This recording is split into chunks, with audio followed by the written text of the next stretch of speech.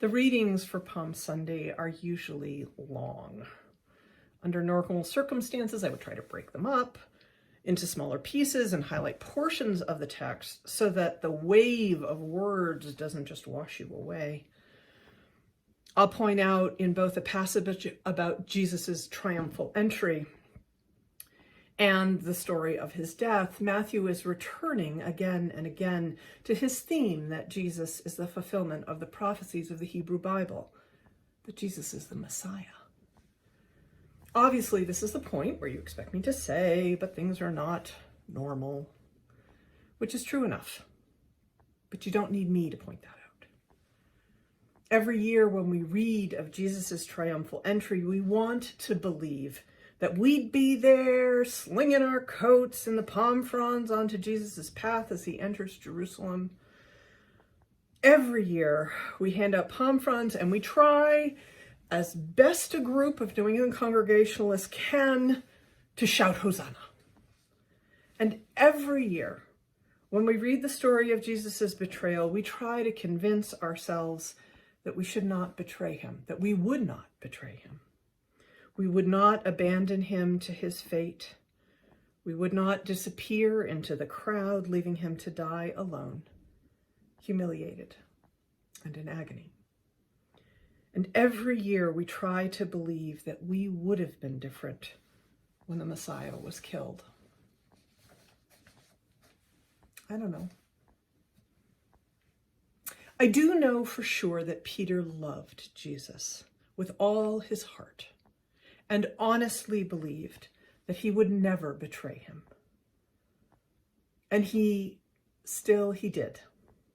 And when the cock crowed for the third time, Peter's heart was broken with the realization. I'm confident that James and John and Thomas and all the rest were sure that they had stood by Jesus at the very worst of times, in the face of the most vile accusations that the religious authorities and imperial power could throw at them. And then came Good Friday, and they slipped into the background. Part of what we do as Christians is look at the stories recounted in the Hebrew Scriptures and in the New Testament, and we connect them to our lives. We see ourselves as the prodigal son, or maybe the older brother, or as we get older, the father welcoming his long-lost son. We see ourselves as Mary or Martha, and we wish we were a little bit more like the other one.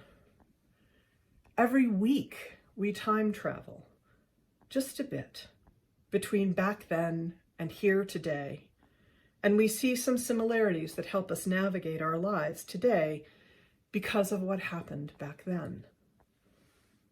So here we are. We like to believe that we'd shout Hosanna when someone lifts up the doctors and nurses, the EMTs, and the grocery clerks, and the pharmacists, and the delivery drivers. We'd even get past our polite New England Yankee selves, and we'd be loud about it.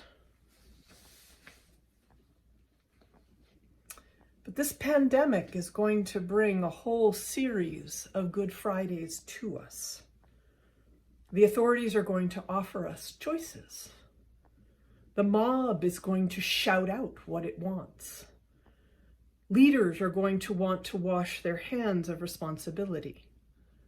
Some people are going to name an uncomfortable truth to us.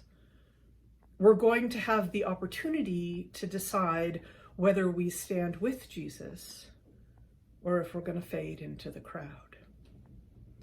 We're not going to make the perfect decision every time. We're assured of God's forgiveness when we fall short. But as Christians, we don't get to say that we didn't see it coming. Because the story of the COVID-19 pandemic is our sacred story. So let us listen to the account of the death of Jesus of Nazareth, as told in the Gospel of Matthew, chapter 27, verses 11 to 54.